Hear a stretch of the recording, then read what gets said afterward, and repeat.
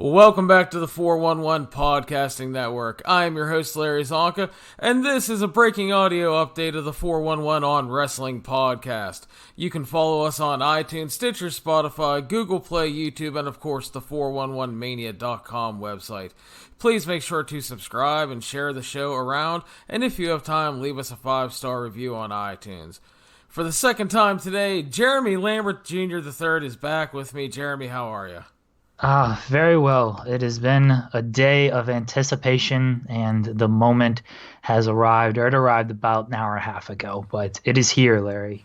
It is here, dude, and, Jeremy and I, we broke down the NXT and AEW shows already. You can listen to that podcast, episode 55, and just a lot of stuff to love, and we talked about, in comparing the shows, we talked about the ratings. We talked, was it going to be an audience split? What was it going to be? Would NXT maintain their audience? Would they be able to keep that million viewers? And would AEW then, have a whole new audience, kind of like when Nitro debuted? Because, when Nitro debuted, Raw had a number, and then people thought that Nitro and Raw would split the number. But then Raw had a number, it kept its number, and then Nitro started building a whole new fan base, and a lot of that was, people that watched, like, WCW Saturday Night and stuff like that. And we got our answer, Jeremy, because the ratings are in. According to The Wrap, AEW Wrestling Dynamite debuted to 1.4 million viewers, which was number 2 for the night in cable's top 50, besting NXT on the USA Network, which did 891,000 viewers, which was down 11% from last week, and ended up number 10 for the night in cable's top 50. Among the coveted 18 to 49 demographic, Dynamite scored 878,000 viewers, almost as much as NXT's total, while NXT had 414,000. This is the second week of decline overall for NXT. The most watched show on cable was the MLB wildcard game between the Rays and the Athletics, which did 3.9 million viewers, 1.03 rating in the 18 to 49 demo. Jeremy, initial thoughts on the base wrestling rating there? As far as the viewership goes, I think we both kind of said around 1.5, and that even seemed optimistic from both of us, and they did 1.4, so very close right there. I thought I was shooting high with the 1.5. I was being optimistic, but I felt I try not to look too much at, like, we talked about the Google trends and the trending on Twitter and everything, and the commercials and the buzz, and it was a new show. So it had all that going for it, but even still, I was like, I did the 1.5, we were done, I posted it, and I'm like, God, I'm probably going to look like an asshole later when they do, like, 1 million at most. And, I was actually close, so I'm not pulling an I called it by any means, I'm just saying, I'm surprised I was that close. Yeah, they did 1.5, and NXT did just over 800. The demographic is the big thing for me, because I noticed last week that the first week of NXT did really well in the demographic rating, the 18 to 34 rating. And then the following week it dropped by like 0.2, like 0.20, something like that. It was like a huge drop off in the demographic rating. I'll actually pull it up because I have it in front of me. So the first week, it did a 0.43. And this is the 18 to 49 demographic, not the 18 to 34. So it did a 0.43, and then the next week, the week 2, it did a 0.32, and the drop was similar in the 18 to 34. So it just goes to show what a big drop in the demographic rating and NXT is skewed towards the younger audience. Like, it's the Triple H has said, like, this was the first anti-WWE brand. Like, this was the first alternative. This isn't WWE. This is NXT. So to see that demographic rating drops so heavy from week 1 to week 2 unopposed, and then you get into this week where it was down again because AEW debuts, and they were big in that demographic, like really big in that demographic. And like this is the real alternative to WWE. The AEW truly scales to the younger audience, whereas WWE, as much as they want to scale to that audience, there's a reason why their biggest shows are shows where you're bringing back Austin and Hogan and Flair and Undertaker, and like SmackDown's going to do good because The Rock's there. And then when you just have the normal stars, it's like, all right, no one cares about these people. It's just kind of the older fans who have always been there, who probably aren't going to go away, even though they're rapidly declining. Yeah, speaking of the demographics, I have a breakdown of the demographics going from 18 through 50. Persons 18 to 34, AEW 0.56, NXT 0.23. 18 to 49 was 0.68 for AEW, 0.32 for NXT.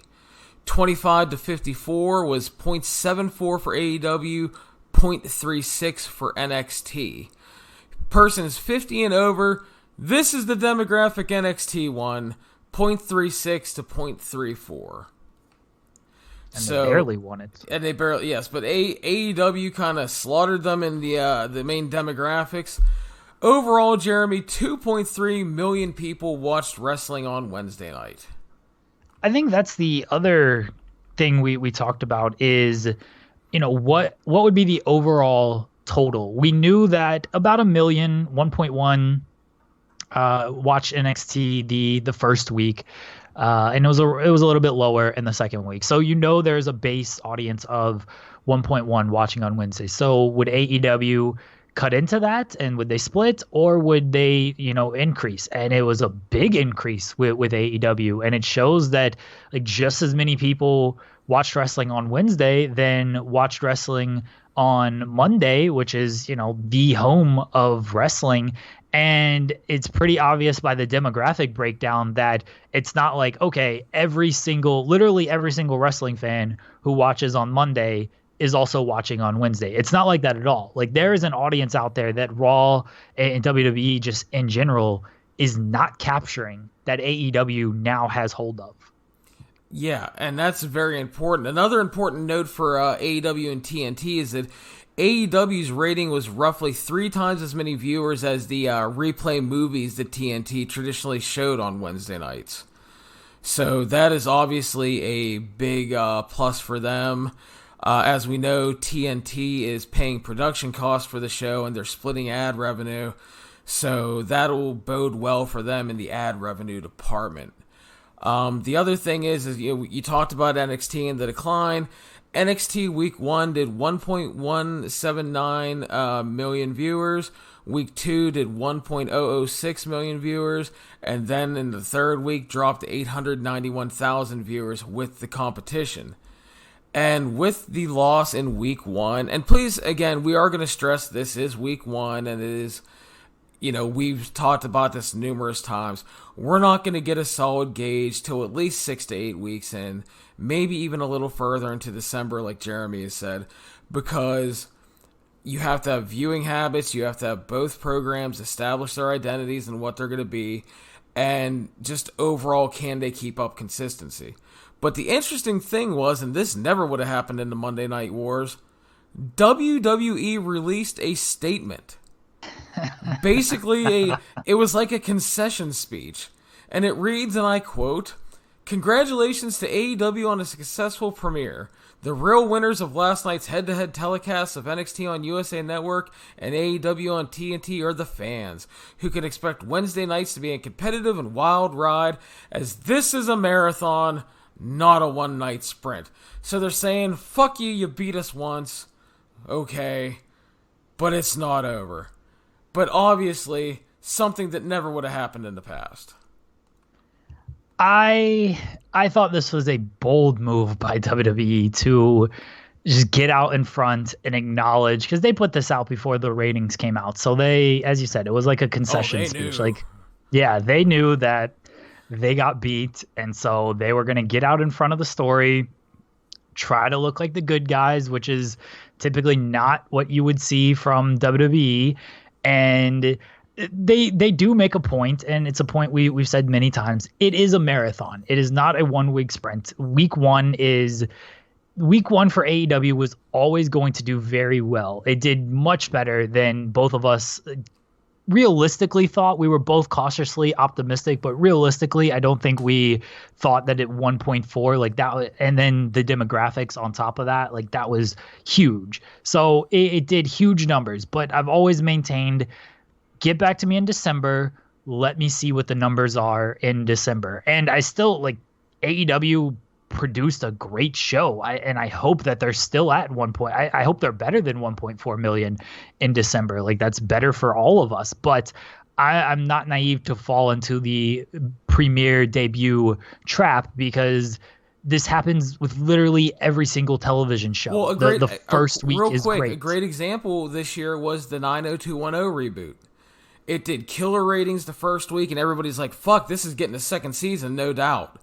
And then it declined and declined and declined and declined to where it's no guarantee that show's coming back now. And like you said, that happens a lot with premiere shows. It could be a 1 week anomaly, but I do find it fascinating, the demographics, because they are hitting that younger demographic that WWE has been having such trouble with. Yeah, and the other thing is they're going after the sports fan, and they're doing that by trying to make AEW sports centric. I don't think they hammered that home quite enough. Like they've hammered home that it's wins and losses, but I'm talking about on the show last night. You know, we were promised stats and analytics and stuff like that, and they didn't really show all that off last night. And I'm still very interested to see how that is incorporated, but they are treating this as a sport. So if you treat it as a sport and not as a television show, that younger demographic has more reason to watch. It's kind of what I talked about on the review podcast is I don't mind missing wrestling live, because if it's whoever wins and loses, if it's a great match, I'm still going to go out of my way to watch it if it's a great match. Basketball, like it could be a great game, but I care more about who wins and loses. So I want to see that happen in real time. If it's a cool finish, great game, okay, I'll watch the highlights. I'm not going to go back and rewatch the entire game unless I have to do it for a job or something. But if you present AEW as a sport and you present that wins and losses matter, then you have the sports fans who are like, well, I can't be spoiled on this. Like I have to see who wins Cody versus Guevara because it actually matters. Like I can't, even if it's a good match, I can't go into it knowing who wins because that takes some drama out of it for me. So I think they're very smart in presenting it like that. I agree, and it's a different feel, especially to the WWE product, which kind of brings me to my next one I want to talk about is in a way, and again, this is 1 week, but it is interesting. You have to look at it. How many times have we talked about WWE feeling stagnant and sterile, and WWE not making enough stars? And you just brought up a little bit ago, a couple minutes, that they pop these ratings when they bring back Stone Cold and The Rock and Hulk Hogan because they cater to an older audience and they cater to a time where fans remember when this happened and it was awesome. And then they see Stone Cold back or whatever, and they see Hogan or Flair, whoever their favorite was. They're like, well, goddamn, I got to watch this. So in a way, it feels... And again, please understand, it is week 1, but I think there is something to what I'm going to say is, in a way, it feels like WWE is starting to get their comeuppance for years of a bad product and insulting their fans. Because without creating an anti-WWE mindset and fan base, AEW would not exist. It would not. No, it wouldn't. And this is what... I mean, they've said many times, Cody and the Young Bucks, they've talked about, like, if there wasn't the craving for this, then it obviously wouldn't exist. Like, not only has WWE left the door open, like, Impact has left the door open, ROH has left the door open. Yeah, like, all of these companies could have done a similar thing. They just didn't know how to do that. And Cody and the Bucks and really being the elite, that whole crew, they saw how to capitalize on that. And I have to think Cody was very instrumental in leading that vision. I really don't even know if this quite happens with Cody, because I think the Young Bucks and Kenny Omega, I think Omega was just happy doing what he was doing in Japan. He was, a top guy there doing well. The Young Bucks seemed happy just doing independence and everything, and doing the Japan shows and making their vlog. Like, it was just a travel vlog. And then Cody came along and was like, this can be so much more. Like, he was frustrated from his time in WWE, and he saw all this, and he's like, we can push this to be so much more. And that's what he did. He worked his ass off, and I give the guy a ton of credit, because I'm not sure this really happens without him. And yeah, they've captured this demographic. And I think this is why Cody is the biggest star in the company, because, okay, the Young Bucks get good pops. Kenny Omega gets a good pop, but Cody is like the leader of this whole rally, because he's the one who's really pushed this as a really an anti-WWE movement. And that's the fan base, fans who want to rally against WWE because of what they've served over the past decade, 2 decades since WCW went out of business. And Cody has really pushed that more than anybody. And I mean, full credit to the guy and the entire company. Exactly. And there were people that kept going, well, you can't just be anti-WWE or blah, blah, blah. And it's like, well, the thing is, it's not like they're out there saying, fuck WWE and suck my dick, Vince, on TV. The thing is, though, is they know there's that audience out there. And like you said, there was a void left by a lot of people. WWE has alienated a lot of people through a bad product, a sterile product, and, botching call-ups with their favorites that they hoped to see better for. ROH used to be that company that everybody talked about having the great matches every weekend. Jesus Christ, did you see Joe and Danielson? It was a match of the year. You would hear stuff like that every weekend coming out of ROH. And now you don't. Impact had a chance to be a real alternative, but all too often opted to be WWE Light. So they all left the door open in various ways. And now it's like, the chickens have come home to roost, and AEW is here, and they're going to try to pick up all these pieces. They're going to try to capture the lapsed fans, the frustrated fans, the younger fans, anybody who is not invested in those other products. And it's smart. I don't care what anybody says. They're off to a great start. What I'm amused by, though, is the goalposts are already being moved after week 1. Yeah, you've seen this more than I have. I have not been on social media too much since these numbers dropped. So I'm excited to hear how people are spinning this whole thing. Well, the whole thing is, the goalposts are moved because at first it was AEW's going to fail. They're a bunch of spot monkeys with no personalities and no stories that look like my next door neighbor. NXT's going to crush them. And then the ratings came out today, and all of a sudden it turns into AEW only won because they're just a shiny new toy. It doesn't mean anything. It's only 1 week. Nobody cares. WWE cares. Do you know why WWE cares? We talked about this in the review. WWE went all out this week.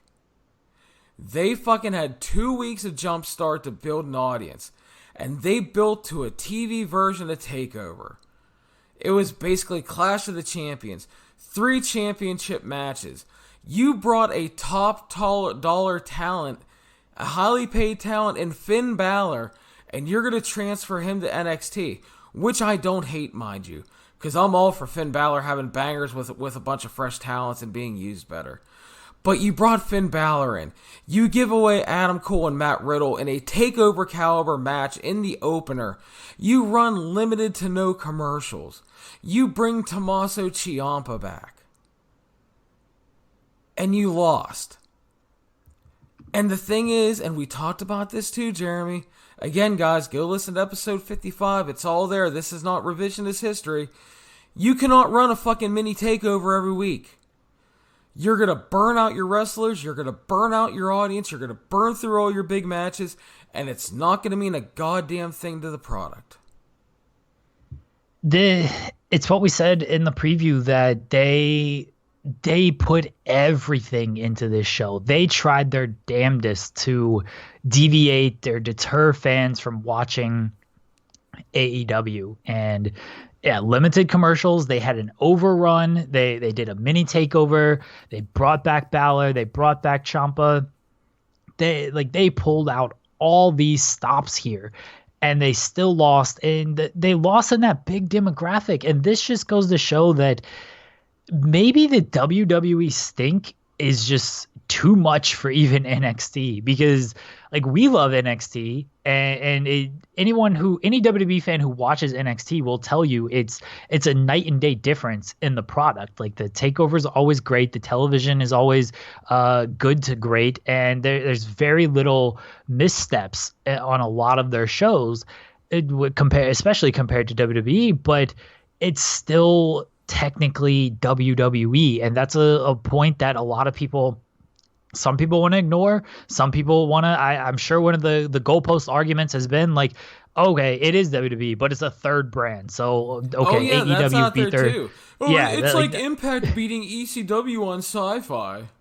Yeah, I'm sure that is an argument, because that's the easiest argument to make. I'm not even a WWE apologist, but that's a clear argument to make. But no, they pulled out all the stops for this. They promoted it on USA Network. I think they could have done a better job. I really think that, and I think I've said as much on podcasts or in tweets. They did everything they could, and they still lost, and that's not a very good sign for them, because I don't know what else they can do. And I truly, truly hope that their statement is genuine in the fact that maybe not they're not happy for AEW. It's genuine in the fact that it is a marathon. Like, don't try to do, and we discussed this on the review, like, don't be so reactionary. The Undertaker better not be showing up next week. The Rock, if The Rock shows up, cool. Like, don't do a DX reunion on NXT. Stick with what you're doing, and just hope that kind of works, and hope you can just attract more fans, and hope you can pull them away from AEW in that way. Because if you start just essentially trying to take the Raw audience and convert them to an NXT audience, then NXT truly is a third WWE brand. It is, but at least it feels different. It looks different. The action is different. But if you're just putting Rollins on the show and all these main roster guys on the show, then it really is. It's ECW on Sci-Fi, and it means absolutely nothing. So I hope they don't go that route. And to go back to a point I made in the review, I think the reason that this has to be looked at as a huge win for AEW, not only because of the demographic numbers and the fact that they won by a wide margin, but the fact is NXT, like we said, put on a mini takeover. AEW put on their TV show. They did not balk. Yeah. They did not change anything when they found out that Matt Riddle and Adam Cole was going to open the show. They didn't alter anything. They went ahead. They did not unload their entire arsenal. They went ahead, planned as plan was, set in stone. This is what we're going to do week one. We're going to see if it works or not. And it worked week one. Again, follow-up is the key. Is it going to be the same 6 weeks from now? Are they going to drop 600,000 viewers? Are they going to drop under 1 million viewers? Are they going to maintain? Can they even maintain next week? I mean, I think week 1 to week 2, because it was a new show, and then, you're going to have that kind of, the shininess will be off the toy a little bit, I will say. You're probably going to see a drop next week. But again, maybe not, because as we have hammered home, AEW bucks all the traditional wrestling trends. Wrestling companies without TV do not sell 100,000 pay-per-view buys twice. They do not sell out Vegas 14,000 seats or whatever in 4 minutes. They do not sell out Chicago in 30 minutes twice. They do not do these things. So maybe I'm wrong. Maybe they stay at 1.4. Maybe they increase. Who the fuck knows? It is a crazy ass time. Wrestling in 2019, Jeremy, crazier than I've ever seen it. And this is just more evidence of that. Yeah, the Rock and Roll Express are NWA Tag Team Champions. Fuck's sake, Jeremy. Sorry. God damn it. Sorry. Dave Lagana is going to get all pissed at me again on fucking Twitter now. Oh, yeah, I saw that. I don't even know where the fuck that came from, by the way. I think that was a bad headline by somebody else. It wasn't your fault. Oh, he fucking shots fired at me for no fucking reason. Yeah. Thanks, Nah, Dave. he said he appreciates your work. It was somebody else wrote a not so good headline. I understood the headline, but yeah, some other people had an issue with it. Anyway, where was I on this? I don't even remember. He threw me off with the Lagana crack shooting on you, brother. It is crazy. I think that the maybe telling thing is that yes, AEW does buck a lot of trends, and that's why it seems almost foolish to predict that 3 weeks from now that they're going to drop down to 800,000, but there is a thing of, you can just look at the ticket sales, and they were doing sellouts immediately. Like the pay-per-views were selling out immediately. The first few TV shows sold out immediately. Now they're still selling tickets to the November shows. Full Gear still hasn't sold out as far as I know. So, ticket sales are starting to slow down. And so the initial buzz, at least in terms of ticket sales, have gone down. Now, will that carry over to television? This obviously had huge buzz. It did huge ratings. Will it settle like a lot of wrestling and just television shows in general do? And will it start to decline from there? I will say a positive thing about the NXT ratings is they were at 1.1, a little over that the first week, and maybe a little under that the second week. They were over 800,000. So they lost about 200,000 fans. That's not terrible considering that AEW did 1.7 and you were against a baseball playoff game as well. Like 200,000 fans on the whole, not that bad. So NXT does have, at least seems to be like a base fan base there that'll keep watching, and like I'm sure that'll continue to shrink. And this will be the interesting thing to follow: is does NXT close a gap on AEW? Does NXT stay the same and AEW starts to fall? Do they both go up? Do they both start to fall? But I do think NXT, like if you just threw away the comparison to AEW, the fact that NXT maintained a good, strong audience despite the baseball game and despite like, let's call AEW, let's say it's not a wrestling promotion, even though it obviously is. Let's say it's like an NBA, another baseball game or NBA playoff game or something. Like the fact that it still maintained a strong audience there is a good sign for them. It is, and it's just I'm just fascinated to follow this because we haven't had anything like this in so long. The failed TNA run on Monday wasn't very interesting overall in terms of this. And it's like, this is fascinating to me, especially because WWE unloaded all the cannons. I don't want to hear that they didn't, and I don't want to hear that this isn't a war, because it obviously is. For fans, it's not. Because obviously, I had a fucking great time last night. And again, before anybody accuses us of shitting on NXT, we're not. We both enjoyed that show greatly. I actually said it was the better show last night. But again, that doesn't always translate the ratings because, like, look at Impact. I mean, it's not on a great network or anything, but, like, even on Twitch to where it's available for anybody for free, it's a good show a lot of weeks. But, like, you have, like, 3,000 to 5,000 people watching it. And just because it's good doesn't mean people will tune in. It's unfortunate. But that happens. I thought NXT was a great show. But for whatever reason, it didn't maintain. You had the AEW factor. You had the baseball factor. And it's going to be really interesting to track over the next few weeks. I'm going to be interested once we get to the end of November, because we'll be 8 weeks in, and that 6 to 8 week mark is normally where I start making the full judgment.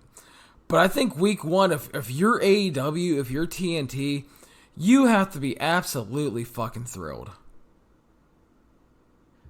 For sure. I don't think this is huge. Right out of the gate, it's there's no negative spin for AEW. I'm sure there's somebody out there like, oh, I expected a little bit more, giving like the buzz and whatnot. Like, okay, if you expected more, then you were being really optimistic on your radar there, because I don't think the majority of people expected 1.4. I think Meltzer kind of got hopes up a little bit early in the morning when he released the market numbers, and is like, this usually translates to about 1.5 to 1.7, and obviously it fell short of the 1.5, but still 1.4. If you had said this 24 hours ago, like prior to both shows even airing, anybody, any AEW person, any TNT executive would have been thrilled, over the moon with 1.4. And if anyone thinks like we've shit on NXT because they listen to this, like go back and listen to the review. We were praised the shit out of NXT. We both said it was a better show than AEW, but we also both said it was a better show largely because they pulled out all the stops, where AEW was just their wrestling show, and it was a very good wrestling show at that. Yeah, I'm looking forward to end of November now, because I'm looking forward to even next week. This is going to be just a fascinating thing to follow, and I sincerely hope that they both just stay the course with things. I know AEW will. They proved last night, when they definitely had a chance to be reactionary and do all these different things. They showed that, no, we're just going to present our show, and you're either going to like it or you're not, but we're fairly confident you are.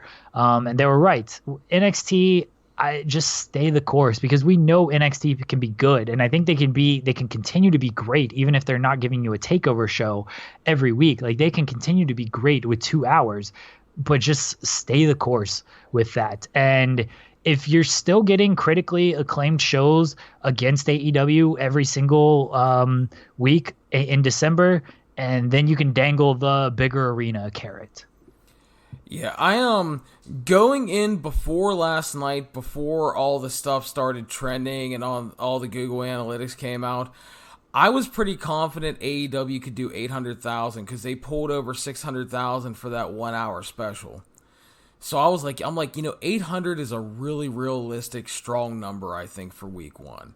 I'm like, if they could do about 800,000 and NXT stays around 1 million, I'm like, that's a good night, And but then when we talked today, we were breaking down just all the trending stuff, all the Google Analytics and everything, and all the trending factors. And we even admitted, though, that doesn't always translate to ratings, because, like, as you brought up, like, award shows always do great, and then the ratings have been going down and down and down the past 3 and 4 years. And the fact that they, it actually translated, and there was the buzz, and it delivered a damn good rating for a first show. I mean, again, you had 3 times what TNT was doing for replay movies that they owned the rights to. It's going to be good for the advertising split for both of them. Again, everybody should be thrilled on the AEW TNT side. Definitely. I don't know what else to say, because TNT should be thrilled. NXT should be certainly disappointed to an extent. I do think they can still hold their head up high, in that pretty much what they said in the statement is that it is a marathon, and WWE has a proven track record of outlasting this stuff. And so, we will see a few weeks from now. But for night one, AEW certainly won the 1 day sprint. Next week on NXT, Jeremy, it all changes. Bobby Lashley's going to come in and beat the shit out of Johnny Gargano and fuck his wife on TV. That's how you get ratings. Just look at the end of Raw, baby. That's how you get the ratings. Like I said, Bobby Lashley should just be a man whore and just go around fucking wrestlers' wives. And yeah, if he goes to NXT, Gargano going after Candice LeRae would certainly be the play there. God, that's gonna happen now. If it happens, everybody, I'm so sorry. What do you think, before we wrap this up, what do you think of what this says about Triple H? Because he seemed, I don't know about defeatist in the media roundup, but on like the pre-show, like he was very like, tune in, we're going to knock your socks off and everything. But even he seemed like he was coming to grips with the fact like, yeah, their buzz is just killing us right now. Like no matter what I say or do, I just can't seem to push any momentum. And NXT has always played very nice in the media as far as, the fans win and all this stuff. Like they're not taking those shots. They're not punching down as a lot of people like to say. So what do you think this says about like Triple H? Yeah, I did get that feeling listening to that. I didn't pick up on it so much at first, but when you go back and listen to it, it really feels that way.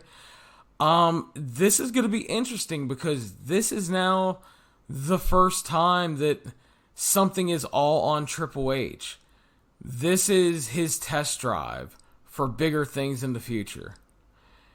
And he's going to have to deliver. And it's going to be interesting to see how much rope he's given to hang himself. Because how many times in the past has Vince, quote unquote, put somebody in charge of something, and then if it doesn't please him, he pulls the plug, he fires writers, he changes things, he takes over. Are we to see The Undertaker appearing in 2 weeks and beating the shit out of Damian Priest? What the hell is Mark Henry going to come back and put Keith Lee in his place? It's like what's going to happen? I think that NXT will be more reactionary than AEW will be. And I think AEW should stay that way because they proved to themselves week one. They went out, they did their thing, they put on their show. And I even in my wrap up to that show, I spoke about like it was a wrestling heavy show with a little bit of bullshit, which I admit appeals to me. But I didn't know how it would play to a bigger audience. Because those kind of shows in the past have done mixed ratings. Sometimes they're pretty good, sometimes they don't do well at all. So they started off well. Is that going to be enough to keep people around? That's going to be the big question is, hey, Chris Jericho's there, and hey, that's that Dean Ambrose guy, I remember him. It's stuff like that, and a lot of good wrestling, and a different vibe, and a hot crowd in a big building. Is that going to be enough to keep people? Are they going to, how are they going to incorporate more stories? Are they going to run more video package stuff like we talked about they could have done last night? But, yeah, I told you, Jeremy, and you said it too, we were so excited going into this Wednesday stuff. And I am even more fascinated and excited now after this rating comes out.